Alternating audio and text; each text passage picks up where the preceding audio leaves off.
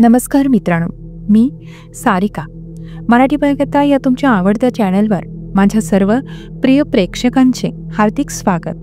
आणि जर तुम्ही आज पहिल्यांदाच माझ्या चॅनलवर या भयावह आणि रहस्यमय प्रवास ऐकण्यासाठी आला असाल तर एक विनंती, आत्ताच आपल्या मराठी भयकथा या कुटुंबाचा भाग व्हा. खालील सबस्क्राईब बटन दाबा आणि शेजारील बेल आयकॉन वाजवायला विसरू नका. आजची ही कथा केवळ एक भीतीदायक अनुभव नाही, तर एका सामान्य माणसाने पाहिलेला मृत्यूच्या सावलीतला प्रवास आहे.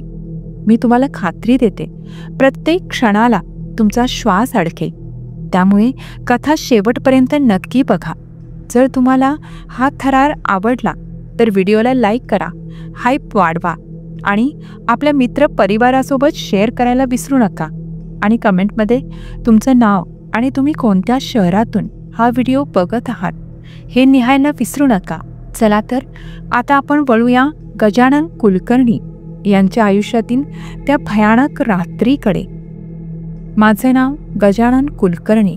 पुणे जिल्ह्यातल्या पानशेत रोडजवळ माझा संसार.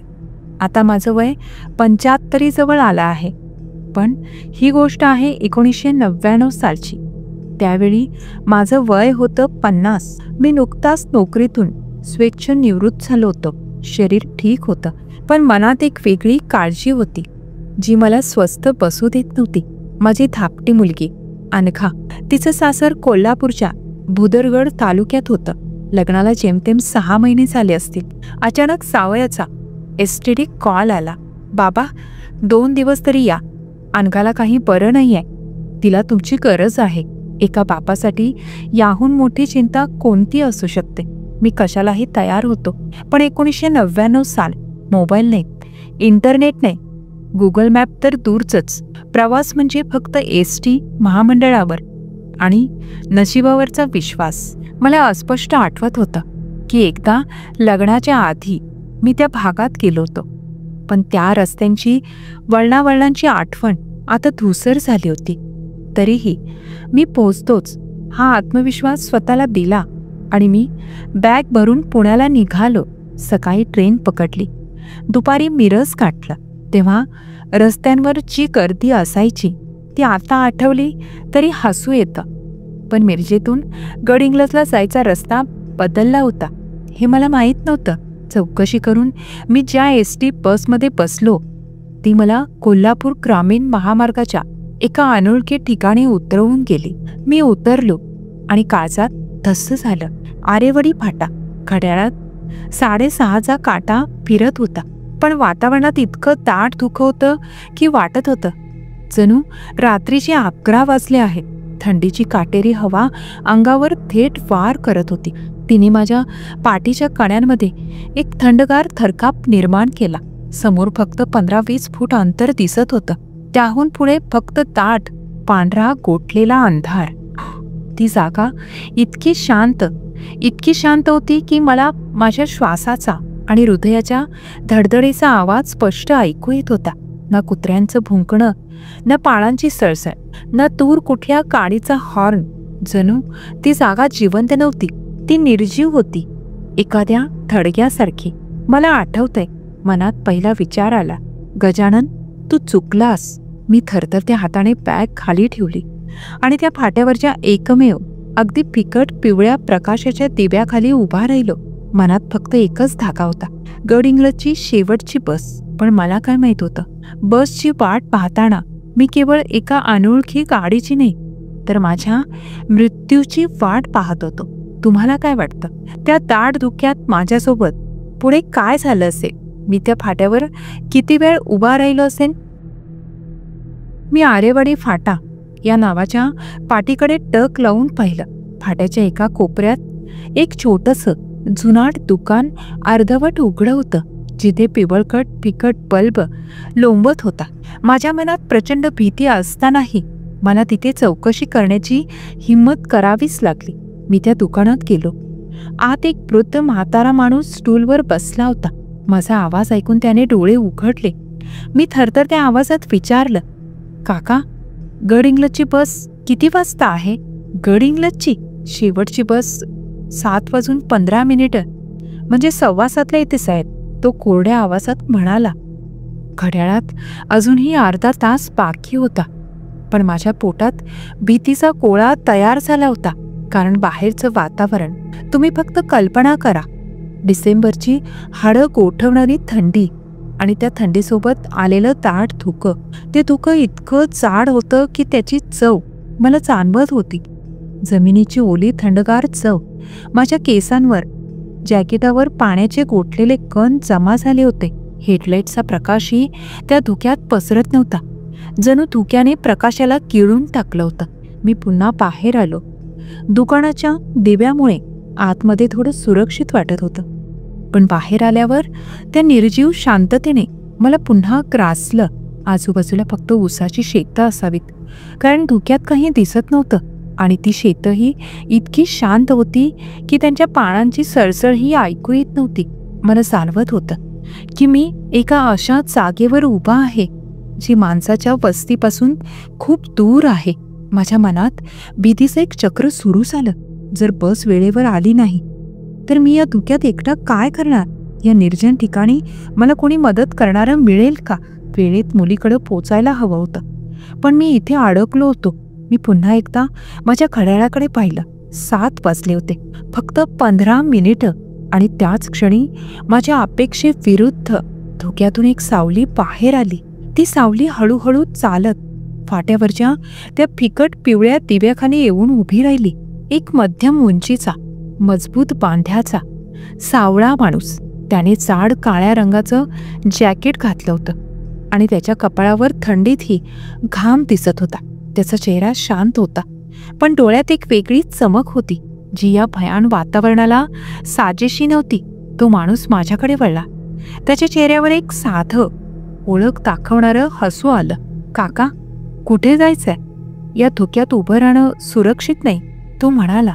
त्याचा आवाज शांत, पण या भयानक शांततेला भेदून येणारा होता. भुदरगड, पण त्यासाठी आधी गड इंग्लजला पोचायला हवं होतं. मी उत्तर दिलं. माझ्या आवाजातली थरथर त्याला जाणवली असेल. तो माणूस जराही विचार न करता लगेच म्हणाला, अहो, मीच चाललोय पुढं. ऑटो आहे माझ्याकडे. बसची वाट पाहून काय करणार? या धुक्यात तर बहुतेक बस उशिरा येतात किंवा कधी कधी येतच नाही. त्याच्या बोलण्यात एक सहजता होती ज्यामुळे माझ्या मनात सुरू असलेला भीतीचं चक्र थोडं थांबला. त्याने नाव सांगितलं. माझं नाव भीमा. मी आरेवाडी राणेवाडी रूटवर ऑटो चालवतो. माझ्या म्हातारपणाच्या विचारांनी लगेच हिशोब केला.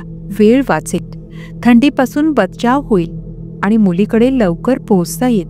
या काका, मी सोडतो तुम्हाला, भीमा म्हणाला. मला हेही माहीत नव्हतं की मी माझ्या मुलीला भेटण्याच्या घाईत यमदूताच्या वाहनात बसत होतो. मी लगेच होकार दिला आणि त्या अनोळखी व्यक्तीसोबत त्या दाट थंडीच्या धुक्यांमध्ये एका अपरिचित ऑटोमध्ये बसलो. बाहेरचं जग, फाट्यावरचा फिकट दिवा आणि दुकानातला तो म्हातारा, सगळं काही भीमाच्या ऑटोच्या हेडलाईटच्या प्रकाशात मागं नाहीसं झालं. मला माहीत नव्हतं माझ्या आयुष्यातील सर्वात मोठा थरार तर आता सुरू होणार होता. भीमाच्या ऑटोमध्ये बसलो आणि मला थोडा दिलासा मिळाला. बाहेरची थंडी आणि दाट धुकं काही अंशी कमी झालं होतं. मी मागच्या सीटवर नीट बसलो. ऑटो जुनाट होती. तिचा आवाज कर्कश होता, पण मला त्यात सुरक्षितता वाटत होती. कमीत कमी मी आता त्या निर्जीव फाट्यावर एकटा नव्हतो. ऑटो सुरू झाली आणि आम्ही त्या काळसर पांढऱ्या धुक्याच्या बोगद्यात प्रवेश केला. रस्ता खरंच खूप अरुंद होता. दोन्ही बाजूना निष्पर्ण उसाची शेतं होती. दिवसा शेत हिरवीगार आणि सुंदर वाटतात, पण रात्रीच्या या धुक्यात ती एखाद्या गुप्तपणे दबा धरून बसलेल्या राक्षसासारखी दिसतात. प्रत्येक क्षणाला मला वाटत होतं की या शेतातून काहीतरी बाहेर येईल आणि आमच्यावर हल्ला करेल. भीमा शांतपणे ऑटो चालवत होता. तो सहज गप्पा मारत होता, ज्यामुळे माझं मन थोडं विचलित झालं. काका, तुम्ही भुदरगडला पहिल्यांदा जात आहात का? त्यानं विचारलं. नाही, एकदा आलो होतो, पण रस्ते बदलले वाटतं, मी म्हणालो. भीमा हसला. त्याचा तो शांत, आश्वासक चेहरा पाहून मला थोडं बरं वाटलं. पण त्यानंतर जे तो बोलू लागला त्याने पुन्हा माझ्या मनात भीतीचा एक नवीन चक्र सुरू केला. काका, रात्री या रस्त्यावर फारशा गाड्या नाही, तो म्हणाला. आणि त्याने ऑटोचा स्पीड थोडा कमी केला. जणू काहीतरी आठवत आहे. आणि खरं सांगायचं तर काही लोक तर या रस्त्याला टाळतातही. माझ्या अंगावर अचानक थंडगार काटा आला. मी विचारलं, का, काय झालं आहे या रस्त्याला? भीमा माझ्या प्रश्नाला थेट उत्तर न देता फक्त गूढपणे हसला. त्याचा तो हसरा चेहरा आणि त्याच्या त्या डोळ्यातील ती शांत पण काहीतरी लपवणारी चमक मला अस्वस्थ करून गेली. काही नाही हो काका, रात्री प्रवास म्हटलं की थोडी भीती वाटतेच ना लोकांना, आणि या धुक्यात तर काहीच दिसत नाही, तो म्हणाला. पण तो वाक्य पूर्ण करत असतानाही त्याच्या चेहऱ्यावर काहीतरी गंभीर आणि अस्पष्ट होतं. रस्त्यावरचं धुकं आता आणखी दाट झालं होतं.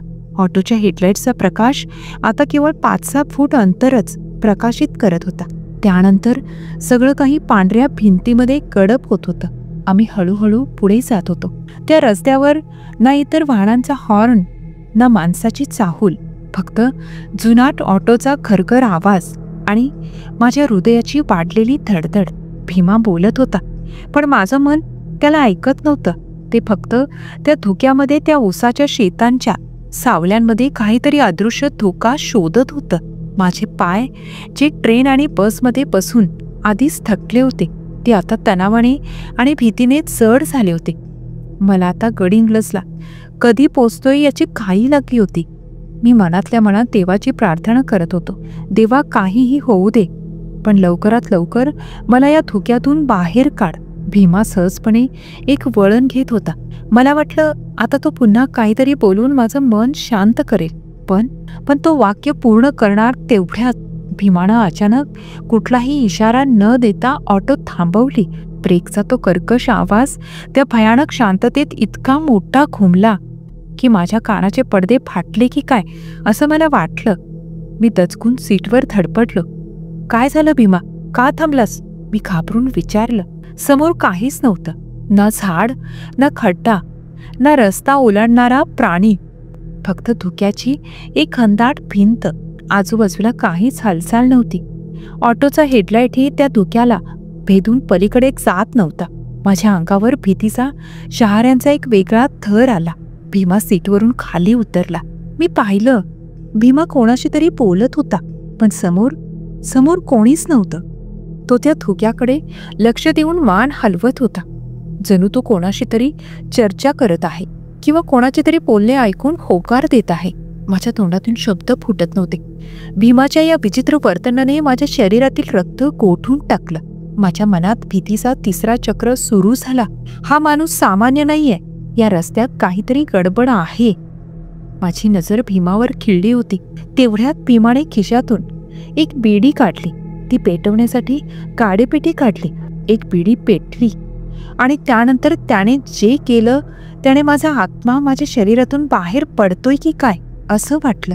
भीमाने ती बिडी धुक्याकडे वळून हवेत पुढे धरली आणि ती बिडी हवेतच किंचित हलली, जणू कोणीतरी अदृश्य व्यक्तीने ती बिडी त्याच्या हातातून घेतली होती.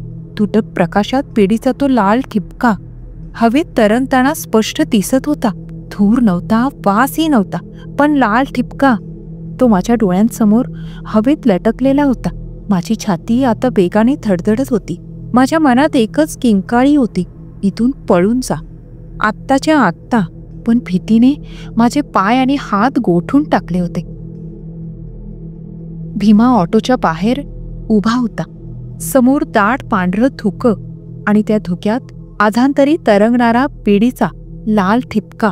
तो ठिपका किंचित वर खाली होत होता, जणू कोणीतरी मोठ्या समाधानाने त्याचे झुरके घेत आहे. मला त्या बिडीचा धूरही दिसत नव्हता, पण मला त्या हवेतून एक थंड ओलसर आणि किंचित मातीसारखा वास येत होता, जो सामान्य नव्हता. माझ्या संपूर्ण शरीरातून एक थंड लहर गेली. माझ्या मनात पळून जा हा विचार पुन्हा पुन्हा किंचाळत होता, पण माझे स्नायू जणू गोठून गेले होते. मी सीटवर खिळलो होतो. भीमा शांतपणे आत आला, सीटवर बसला आणि तो हसला. त्याचा तो हसरा चेहरा या भयंकर वातावरणात मला राक्षसाच्या मुखवट्यासारखा वाटू लागला. मी हिम्मत करून थरथरत्या ओठाने विचारलं, भीमा, तुम्ही कोणाशी बोलत होता? आणि ती बिडी? भीमा माझ्याकडे वळला. त्याच्या डोळ्यात कोणताही आश्चर्य नव्हतं, फक्त एक शांत स्वीकारलेला भाव होता. काका, तुम्ही नाही पाहिलं? मी तुम्हाला सांगितलं होतं ना, मी एकटा प्रवास करत नाही, भीमा म्हणाला. माझ्या छातीत धडधड इतकी वाढली की मला वाटलं माझं हृदय माझ्या बरगड्या फोडून बाहेर येईल. भीमा हळूच माझ्या पाठीमागे मागील सीटकडे बोट दाखवत म्हणाला, तो तुमच्या शेजारीच तर बसलाय काका. बिडी त्यालाच दिली. त्याला रात्री रस्त्यात थंडीमध्ये एकटं राहणं आवडत नाही. माझी नजर त्या शेजारील सीटकडे हळूहळू वळली आणि मी जे पाहिलं त्याने माझ्या आयुष्यातली शेवटची आशाही संपवून टाकली. माझ्या शेजारी त्याच सीटवर जिथे माझी बॅग व्यवस्थित ठेवली होती, तिथे एक वाकलेला, सुकलेला, सुरकुतलेल्या चेहऱ्याचा वृद्ध माणूस बसला होता. कपाळावरच्या सुरकुत्या इतक्या खोल होत्या की वाटत होतं जणू ते दगडात कोरलेलं आहे. त्याचे डोळे खोल गेलेले होते आणि ते डोळे ते माझ्याकडे एकटक भावनाशून्य नजरेने पाहत होते, जणू ते मला नाही तर माझ्या शरीराच्या पलीकडे काहीतरी शोधत आहेत. सर्वात भयानक गोष्ट म्हणजे त्याचा रंग आणि चेहरा.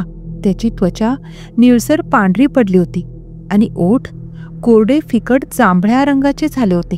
तो वृद्ध माणूस भीमाने दिलेली बिडी ओढत होता. मी त्याच्याकडे पाहिलं.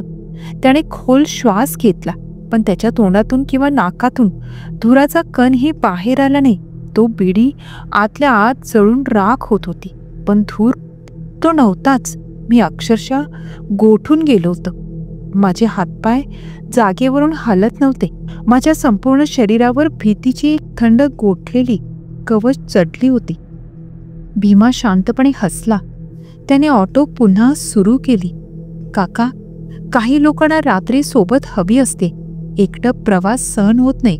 भीमाचा हा आवाज आता मला कोणत्याही सामान्य माणसाचा वाटत नव्हता. तो आवाज मला कोठून तरी खोल थंडगार ठिकाणाहून येत असल्यासारखा भासला. मी माझ्या सीटवर पुढे सरकलो. माझ्या आणि त्या मागच्या सीटवरच्या प्रवाशात जास्तीत जास्त अंतर ठेवण्याचा प्रयत्न सुरू केला. प्रवास सुरू होता. रस्त्यावर आता पूर्ण धुकं होतं. कधी वाटत होतं की ऑटो हवेत चाललीये आणि प्रत्येक वळणावर मला असं वाटत होतं की माझ्या शेजारी बसलेला तो वृद्ध, तो माझ्याकडे पुढे वाकून पाहत आहे.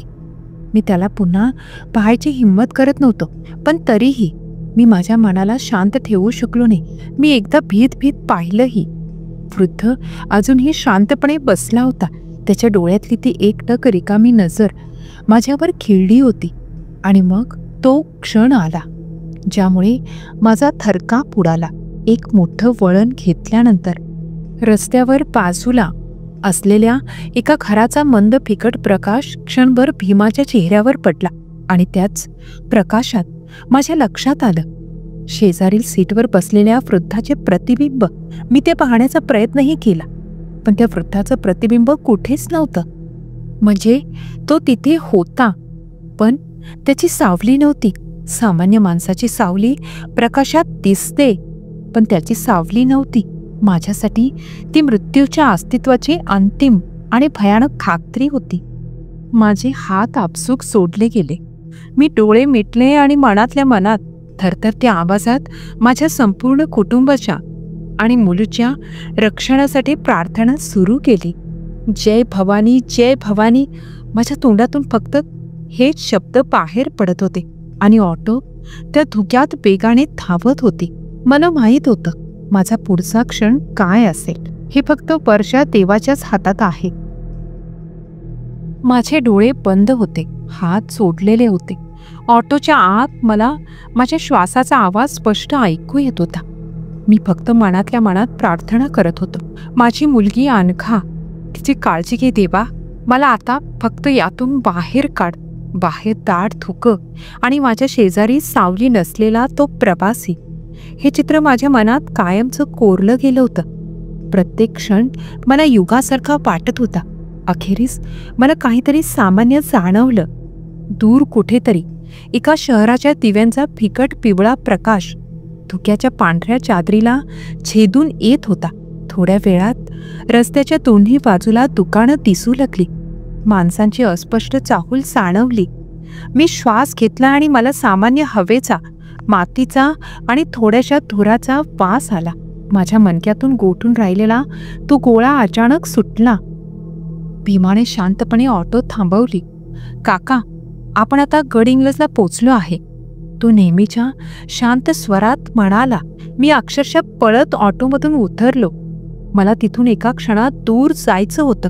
तो माझ्या खिशातून मी पैसे काढले आणि कोणताच विचार न करता भीमाच्या हातात दिले.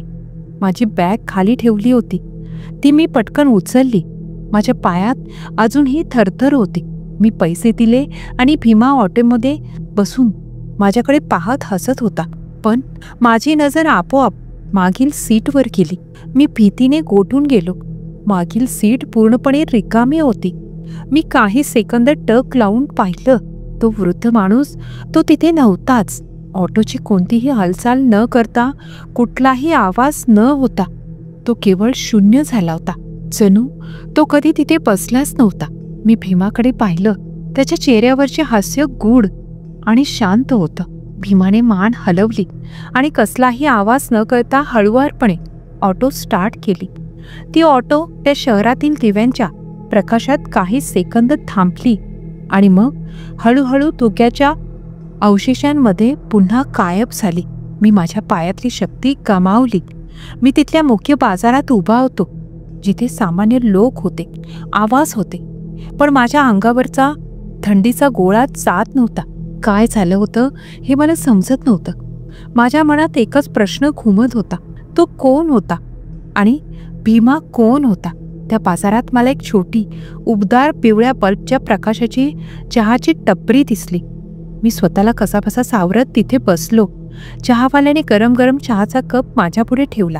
मी तो कप हातात घेतला, पण माझे हात इतके थरथरत होते की तो पकडता येत नव्हता मला. धडधडत्या आवाजात भीतीने माझे ओठ कोरडे झाले होते. तरीही मी हिंमत करून चहावाल्याकडे विचारलं, मला एक विचारायचं आहे, इथे भीमा नावाचा ऑटोचालक आहे का? आरेवाडी राणेवाडी रूटवरून चालवतो म्हणाला. माझा प्रश्न ऐकताच चहावाला अचानक थांबला. त्याच्या हातातला काचेचा ग्लास काउंटरवर थपकन आपटला. त्याने माझ्याकडे पाहिलं. त्याचे डोळे मोठे झाले होते आणि त्याचा चेहरा पांढरा पडला होता. जणू त्याने माझ्या तोंडून काहीतरी भयानकच ऐकलं होतं. काका, तुम्ही कोणत्या भीमाबद्दल बोलताय? त्याने जवळजवळ कुजबुजतच विचारलं. एकच ऑटोवाला असावा, बहुतेक तो उंच सावळा जॅकेट घातलेला. मला आरेवाडी फाट्यावरून आणलं त्याने. चहावाल्याने आजूबाजूला पाहिलं. त्याने आवाजात भीती लावत हळूच बोलण्यास सुरुवात केली. काका, त्या रस्त्यावर तर आजकाल कोणी ऑटो चालवत नाही आणि भीमा तर जिवंतच नाही. मी अवाक झालो. माझ्या हातातील चहाचा कप थरथरत होता. काय म्हणतोयस तू? अरे आत्ताच तर मला इथं सोडून गेला तो. मी किंचित ओरडलो. चहावाला हळू आवाजात पण स्पष्टपणे म्हणाला, सगळ्यांना माहीत आहे इथं भीमाचा ऑटो अपघात 1978 मध्ये झाला होता. होय, 1978. धुकं, अंधार आणि मागच्या सीटवर बसलेला एक वृद्ध प्रवासी. रात्रीच्याच एका फेरीत त्यांची ऑटो दरीत कोसळली. दोघेही जागीच गेले. माझ्या डोक्यावर कुणीतरी जड हातोडा मारल्यासारखं वाटलं. 1978 म्हणजे मी एका मृत माणसासोबत प्रवास केला. चहावाला पुढे म्हणाला, त्या दिवसापासून धुक्याच्या रात्री ज्या रस्त्यावर त्यांचा अपघात झाला तिथे लोकांना भीमाची ऑटो दिसते म्हणतात. तो एकट्याने जात नाही. मागच्या सीटवर त्याचा तोच वृद्ध प्रवासी बसलेला दिसतो. लोकांच्या म्हणण्यानुसार तो वृद्ध प्रवासी त्याला नेहमी सोबत लागतो. माझ्या आठवणींचा चक्र पूर्ण झाला होता. मागच्या सीटवर बसलेला वृद्ध, धूर निघत नसलेली ती पिढी, नसलेली ती सावली आणि भीमाचं गूढ हसणं. चहावाल्याने माझ्याकडे पुन्हा एकदा पाहिलं आणि एक शेवटचा प्रश्न विचारला, काका, भीमाच्या ऑटोमध्ये बसताना मागे कुणी बसलं होतं का? मला उत्तर देताच आलं नाही.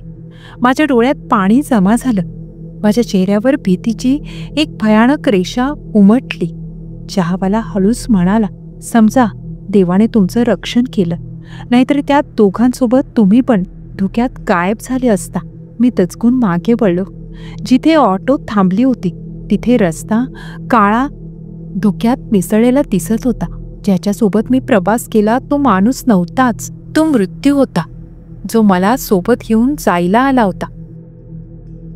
चहावाल्याचा तो खुलासा ऐकून माझ्या पायाखालची जमीन सरकली. माझ्या डोळ्यांसमोर संपूर्ण घटना पुन्हा घडली. आरेवडी फाटा, दाट धुक्यातून आलेला भीमा, शेजारी मागील सीटवर बसलेला सावली नसलेला तो वृद्ध आणि धूर न निघणारी ती बेडी, हे सर्व मला स्पष्टपणे आठवलं. आणि मला माझ्या आयुष्यात पहिल्यांदा मृत्यू इतक्या जवळून जाणवला. मी एका प्रेतासोबत प्रवास केला होता. मी एका मृत्यूच्या वाहनात बसलो होतो. चहावाला म्हणाला, काका तुम्ही भाग्यवान आहात. तुम्ही जर वेळेवर जागे झाला नसतात तर गड इंग्लजला पोचण्याऐवजी तुम्हीही धुक्यात गायब झाला असता, त्यांच्यासोबत तिसरे प्रवासी म्हणून. माझा हात थरथरत होता. चहाचा कप तसाच टेबलावर ठेवून मी उठलो. माझ्या अंगावरचे कपडे जणू ओले झाले होते आणि माझ्या शरीरातून अजूनही थंडी जात नव्हती. माझ्या डोक्यातील विचार पूर्णपणे थांबले होते. गड इंग्लजमध्ये उतरल्यानंतर काय करायचं हे मला आता आठवत नव्हतं. मी मुलीकडे जायला निघालो होतो, पण आता मला परत पुण्याला जाण्याची घाई झाली होती. पण मुलीच्या काळजीने मी तसाच बस पकडून भुदरगडला पोचलो. मला आठवतंय, मुलीच्या घरी पोचल्यावर जेव्हा मी तिच्या सासूबाईंना भीमा आणि त्या प्रवासाबद्दल सांगितलं तेव्हा त्यांच्या चेहऱ्यावरची तीच भीतीची थंडगार छाया पसरली.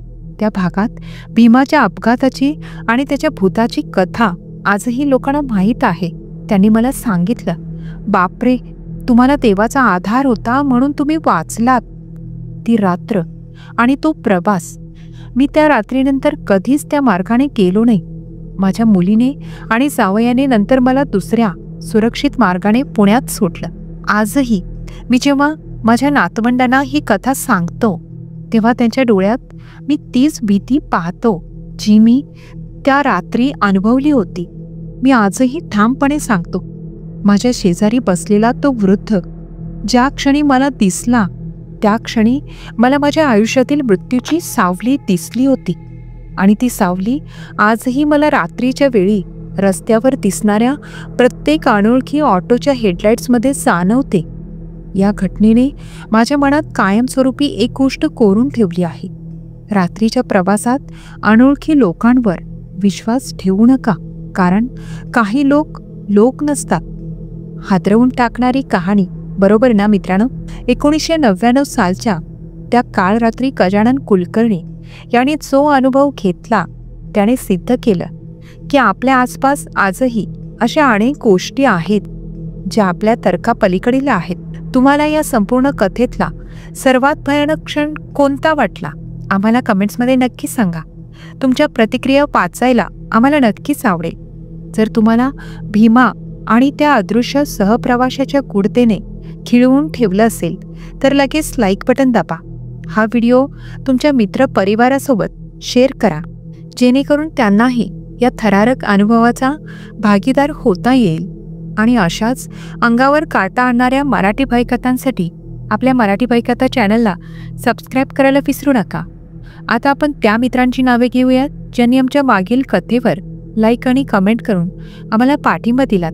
पहिले म्हणजे अजय संगपार, नाशिक; तुषार मिश्रा, अमरावती; सचिन दळवी, बीड; राधिका मुळे, मुंबई; लावण्या पाटील, अहिल्यानगर; श्रुती सुतार, विक्रोळी, मुंबई; अरुण सोनवणे, शिवाजी महाराजनगर, सातपूर, नाशिक; ज्योत्स्ना मोरवार, यवतमाळ; अनिता पाटील, छत्रपती संभाजीनगर.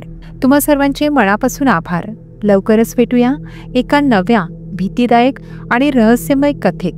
तोपर्यंत काळजी घ्या आणि सुरक्षित राहा. धन्यवाद.